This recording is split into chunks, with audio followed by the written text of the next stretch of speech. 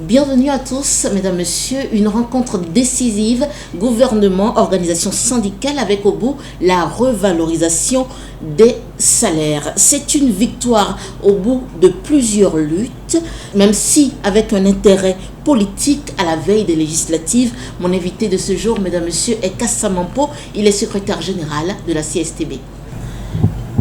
Déjà, est-ce qu'on pourra revenir sur le contenu des décisions prises et sur votre sentiment après tout ce processus? La rencontre avec le chef de l'État a effectivement eu lieu, où le gouvernement a eu à présenter aux responsables syndicaux ce qui a été retenu dans le cadre de la revalorisation des salaires. En gros, il y a deux types de revalorisation. Il y a ce qu'on appelle la revalorisation du point indiciaire des travailleurs agents de l'État qui est de 3%. Bon, ça c'est pratiquement insignifiant. 3%, ça veut dire que si quelqu'un est à 100 000 francs, il connaît une augmentation de 3 000 francs. Alors, et en plus de ça, il y a la revalorisation par tranche de salaire. Les travailleurs qui gagnent moins de 100 000 francs ont une augmentation de 40 000 francs sur leur salaire. Ceux qui gagnent entre 100 000 et 200 000, ils ont une augmentation de 35 000. Ceux qui gagnent entre 200 000 et 500 000 ont une augmentation de 30 000. Et ceux qui gagnent entre 500 000 et 700 000 ont une augmentation de 10 000. Ceux qui gagnent plus de 700 000 pratiquement n'ont rien, se contentent des 3% dont j'avais parlé. Du côté des retraités de la fonction publique, à ce niveau-là, on dit que le retraité bénéficie d'une loi qui permet, lorsqu'il y a revalorisation, que lui bénéficie des 80% de la revalorisation du point indiciaire. C'est-à-dire que, comme la revalorisation du point indiciaire est de 3%, il faut frapper ces 3% de 80%, ce qui fait 2,4%. C'est-à-dire qu'un retraité qui est à 100 000 francs de pension par mois bénéficie de 2 400. Vous voyez que c'est ridicule. Le retraité qui a beaucoup de besoins avec des maladies de vieillesse, on lui donne 2 400. Donc, les retraités pratiquement n'ont rien eu. Du côté du privé, à ce niveau, il y a le SMIC qui est porté de 40 000 à 52 000. À la CSTB, nous nous battions pour que ça aille au-delà. Mais le gouvernement a été campé sur sa position, c'est 52 000. Mais ce qui a été plus grave, c'est qu'il n'y a pas eu hiérarchisation des salaires.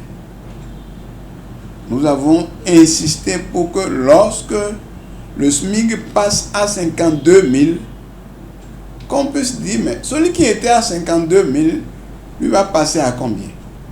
Celui qui était à 100 000 passe à combien? Au point où la revalorisation là, elle profite aux agents du public.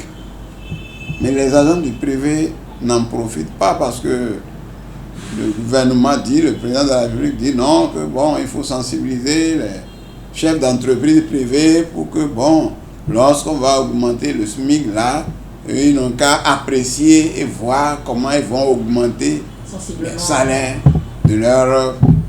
Le tout dépendra d'eux. que l'État n'a pas besoin d'encadrer ça. Or, c'est le même État qui a encadré les trucs de débauchage, d'embauchage qui permet au privé donc de frapper les gens. Au lieu que le même État encadre la question de fixation de salaire pour leur permettre de mieux traiter, on refuse. Au moins, il faut frapper, on encadre, on aide les chefs d'entreprise à frapper les travailleurs. Et au moment où il faut maintenant permettre d'encourager les travailleurs du privé, on dit non, qu'il faut les laisser. Ça vraiment, le privé, les travailleurs du privé ne bénéficient pas vraiment de cette revalorisation. Pour ce qui est des enseignants aspirants au métier d'enseignant, les AME, oui. À ce niveau, ils ont pu aller à 11 mois sur 12 maintenant. Avant, ils étaient à 9 mois sur 12. Maintenant, ils sont à 11 mois sur 12. Mais leur salaire n'est pas amélioré. Ils sont à 11 mois sur 12 et comment? Après le 10e mois, le 11e et le 12e mois, ils seront en train de faire une formation de renforcement des capacités et ils vont prendre demi-salaire. Demi-salaire pour juillet et demi-salaire pour août, ce qui fait 11 mois sur 12. Ils auront à faire 3 mois, 3 années plutôt de fonction en tant qu'aspirant. Et puis ils vont faire un test encore avant de devenir agent contractuel de l'État.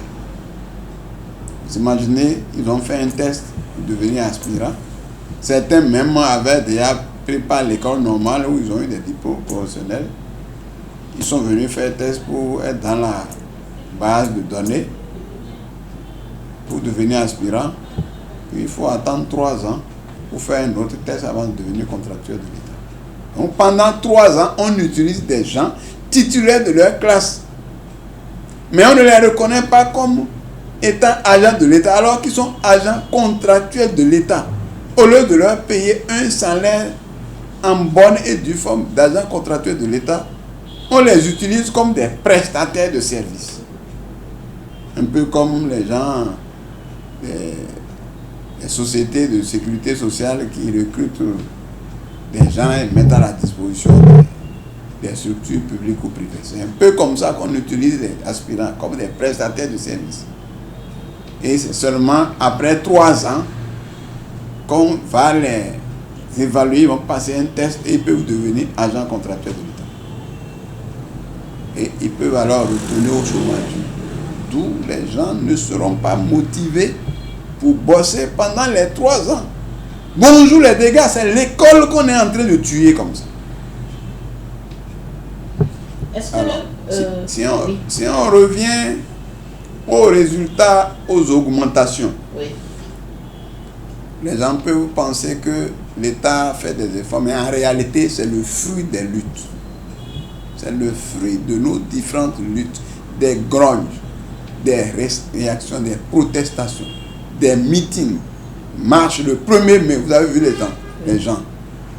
Et nos meetings dans les départements. Même ici, l'accueil de Laurent Métaillon et tout ça, vous avez vu les travailleurs sortis de partout. Tout ça là montre au gouvernement que les travailleurs veulent lutter pour la satisfaction de leurs revendications. C'est ça qui a donné ce résultat-là. Finalement, c'est une grande victoire. Oui, c'est une victoire quand même. Quand bien même, par rapport au salaire politique et tout ça, c'est pas du tout suffisant, c'est insignifiant par rapport aux salaires politiques qui ont été gonflés 400%, 800 jusqu'à 1000%. Mais c'est quand même une victoire. Il faut féliciter les travailleurs et leur dire que de toute façon, il faut qu'ils s'organisent mieux. Encore que, c'est vrai, on a peut-être amélioré les salaires, mais c'est pas, on ne veut pas qu'on nourrisse des esclaves, des gens qui ont des mains liées.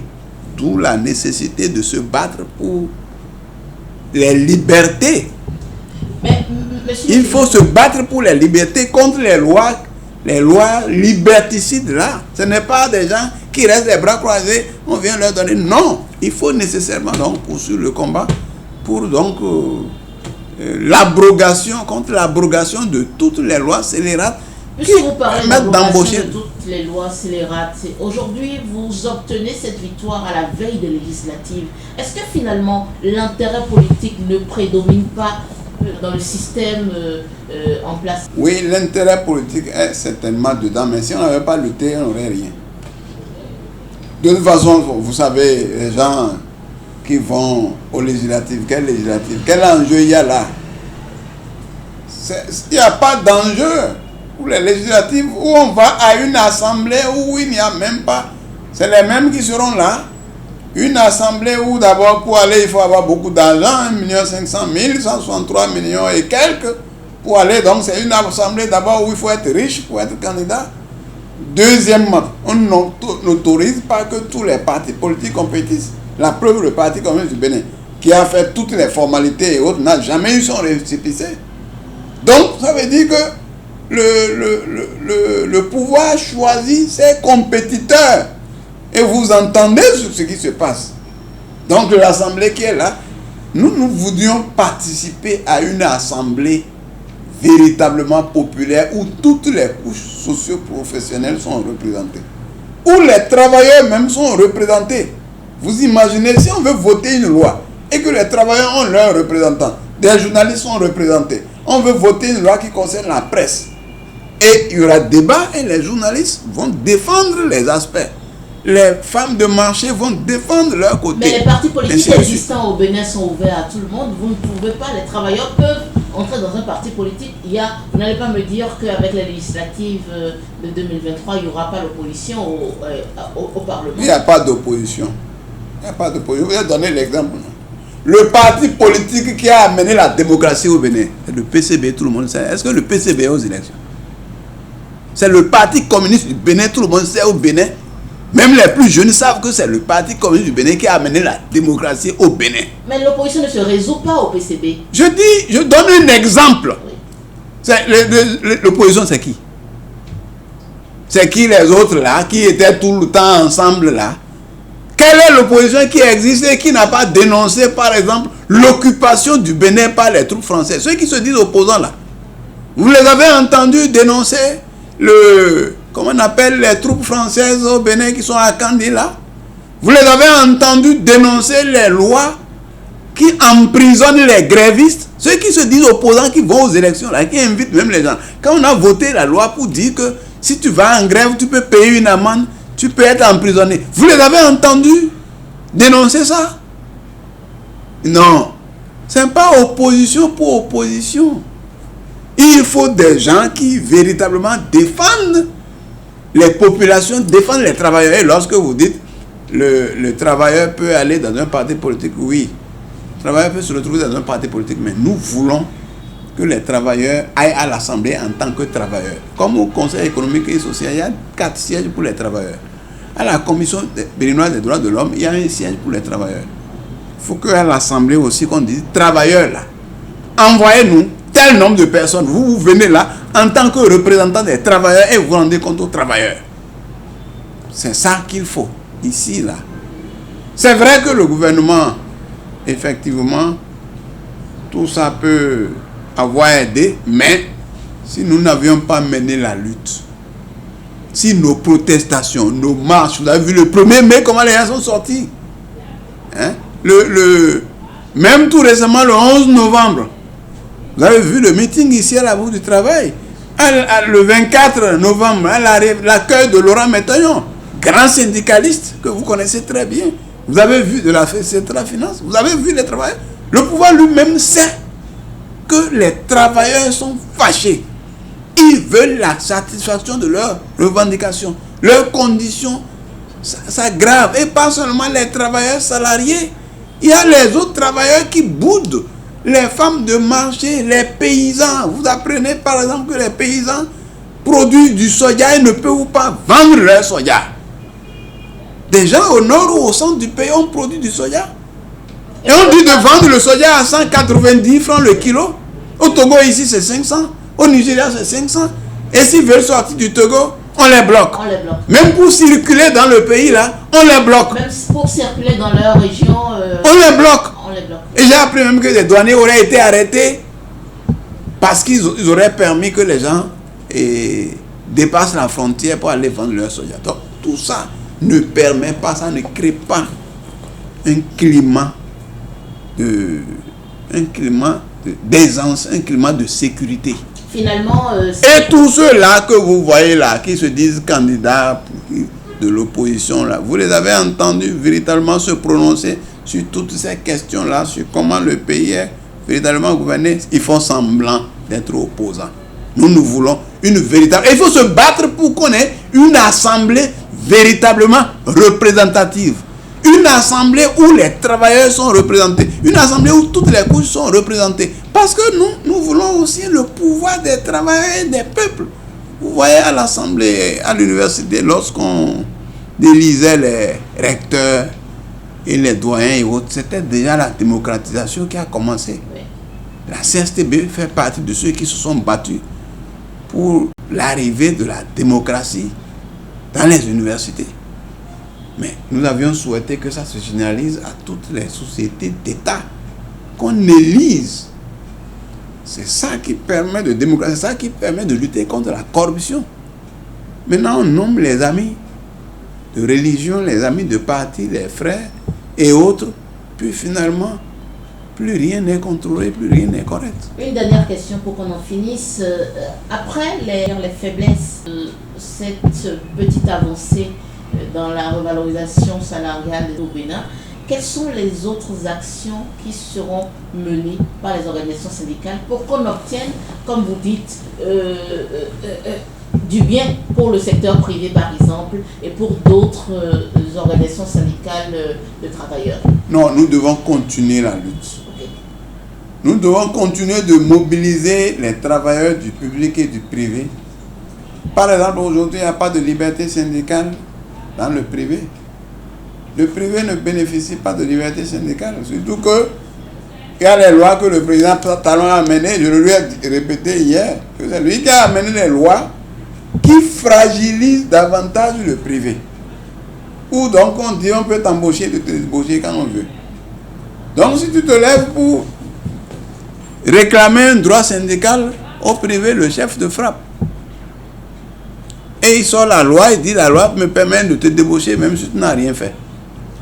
Donc il nous faut nous mobiliser contre ces lois-là scélérates. Il faut déchirer ces lois scélérates. Et tout le monde doit se mobiliser, qu'on soit au public ou au privé, parce que dans tous les cas, pour que le pays se développe, il faut bien le public et le privé. Et il faut bien que le public utilise des milliers de travailleurs.